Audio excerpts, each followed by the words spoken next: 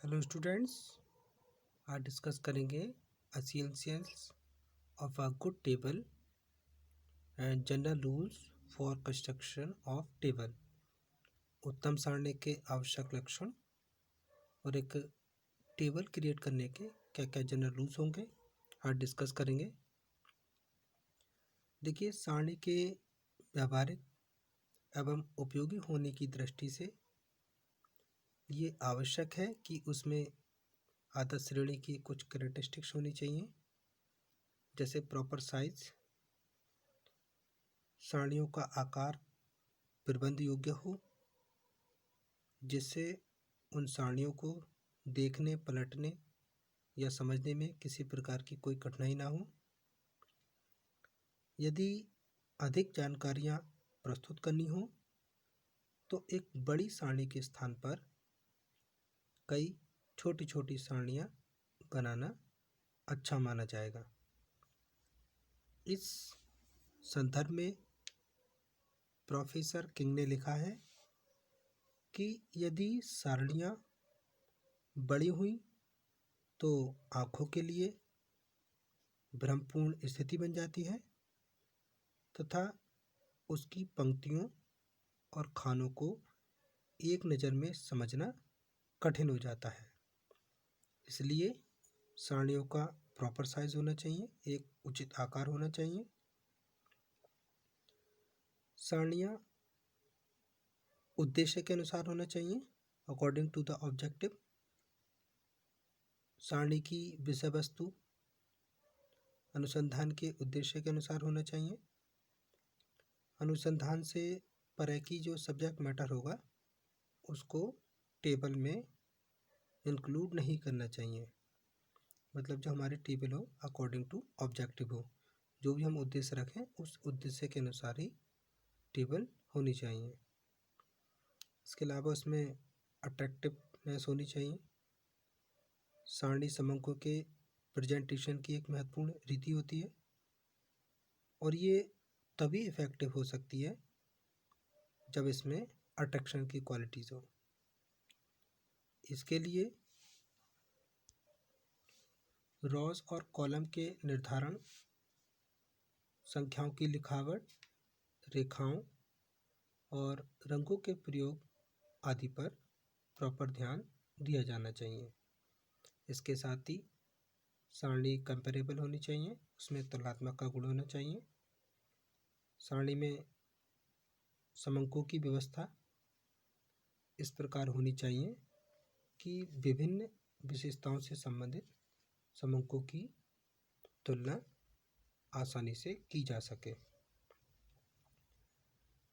सारणी इस प्रकार की हो कि उसका महत्व के अनुसार समायोजन किया जा सके। एडजस्टमेंट एज पर इम्पोर्टेंस, सारणी में विभिन्न खाने और पंक्तियाँ इस प्रकार बनाए जाएं जो समंकों की विभिन्न विशेषताओं के महत्व को स्पष्ट कर सके। इसके साथ ही हमें यूज़ ऑफ ओरिजिनल डाटा, मतलब मूल समंकों का प्रयोग करना चाहिए। जहाँ तक पॉसिबल हो सारणी में हमें ओरिजिनल डेटा ही दिया जाना चाहिए।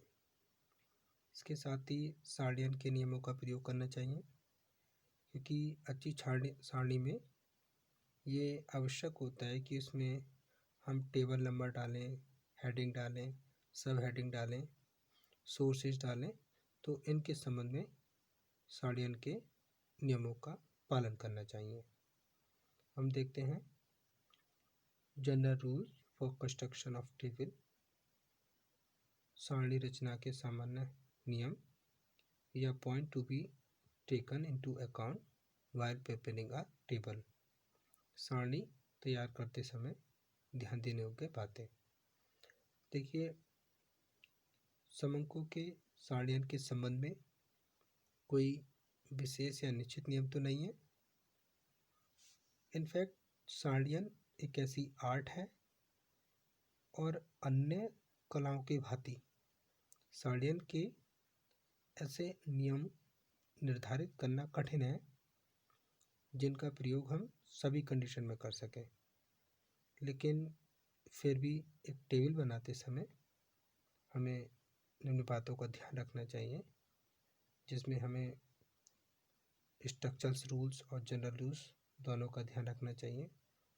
स्ट्रक्चर रूल्स की बात करें तो उसमें टेबल नंबर का ध्यान रखना चाहिए। जब एक से अधिक टेबल हों तो उन पर हमें टेबल नंबर लिख दिया जाना चाहिए। इससे क्या होगा, किसी भी सारणी का रेफरेंस देने में काफ़ी हेल्प मिलती है। नेक्स्ट, हेडिंग ऑफ टेबल मतलब सार से जो सारणी है उसका कोई ना कोई शीर्षक रखा जाना चाहिए।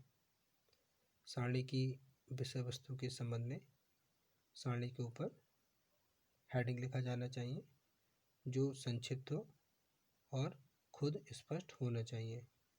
इसके साथ अरेंजमेंट ऑफ आइटम, मदों की व्यवस्था, सारणी में स्टब्स और कॉलम को व्यवस्थित रूप से सीक्वेंस में रखना चाहिए। सारणी में मदों को क्रमबद्ध करने में कोई निश्चित आधार अपनाना चाहिए। यह आधार अल्फ़ाबेटिक ऑर्डर में हो सकता है, टाइम के अकॉर्डिंग हो सकता है, ये किसी जोग्राफिकल एरिया के अकॉर्डिंग किसी भी टाइप से हो सकता है। इसके साथ इसमें हेड नोट्स ऑफ मेजरमेंट मतलब माप की इकाई के शीर्ष नोट का ध्यान रखना चाहिए। सारणी में जो समंक दिए गए हों उसकी माप की इकाई के संबंध में स्पष्ट रूप से लिखा जाना चाहिए। जैसे अगर एरिया निकालना है तो 1000 में निकाल सकते हैं, हेक्टेयर्स में निकाल सकते हैं।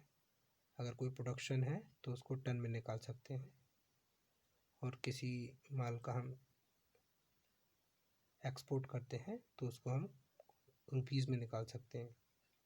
इसके साथ ही हमें टेबल प्रिपेयर करते समय एक्सप्लेनेटरी नोट का ध्यान रखना चाहिए। यदि समंक के बारे में कोई क्लैरिफिकेशन देना है या समंकों की सीमाओं या शीर्षकों के अर्थों के बारे में हमें कोई स्पष्टीकरण देना आवश्यक हो तो वह टेबल के नीचे व्याख्यात्मक टिप्पणी के रूप में दे देना चाहिए। के साथ सोर्सेस ऑफ डाटा, समंकों के स्रोत, समंकों की विश्वसनीयता और मौलिकता को स्पष्ट करने के लिए ये आवश्यक है कि सारणी के नीचे उसका सोर्सेस लिख देना चाहिए। जैसे मान लीजिए sources reserve bank of India या इंडिया बुलेटिन, और उसके साथ डेट वगैरह भी मेंशन कर देना चाहिए। तो ये थे स्ट्रक्चर रूल, सारणी के ढांचे संबंधी नियम। अब हम देखेंगे जनरल रूल, सामान्य नियम। सामान्य नियम में हमें टेबल का साइज़ का ध्यान रखना चाहिए। टेबल का जो साइज़ है वो कागज़ के अकॉर्डिंग होना चाहिए, पेपर के अकॉर्डिंग होना चाहिए, या ये भी हो सकता है कि कागज़ के आकार को, कागज़ का जैसा आकार है उसके अकॉर्डिंग समायोजित करने के लिए कॉलमों को पंक्तियों में और पंक्तियों को कॉलम में परिवर्तित कर देना चाहिए।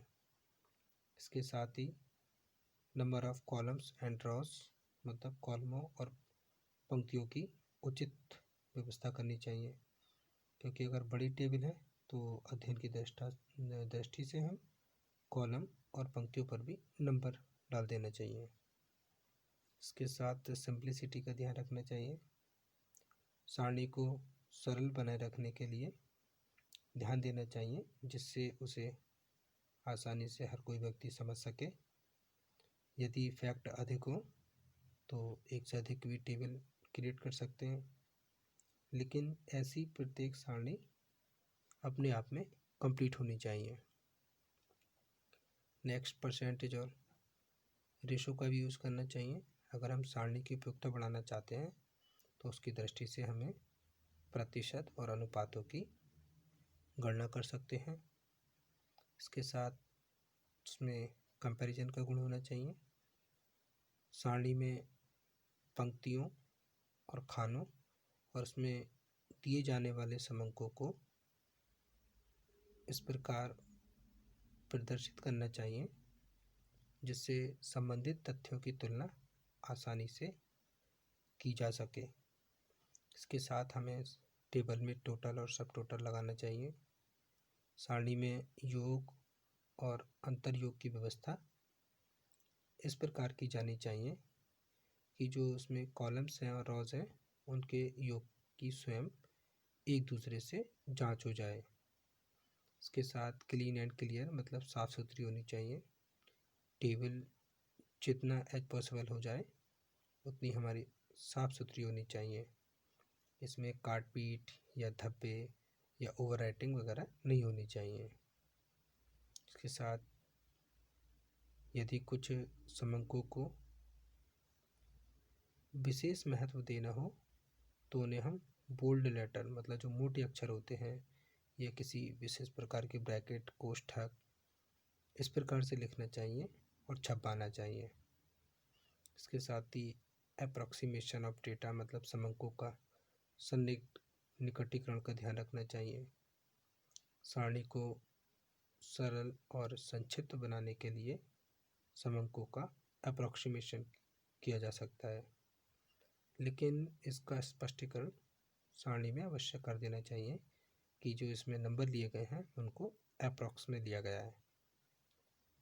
इसके साथ अगर कोई डाटा आपके पास अवेलेबल नहीं है, अप्राप्य समंक है, तो अप्राप्य समंक के लिए हम उसमें डैश लगा सकते हैं।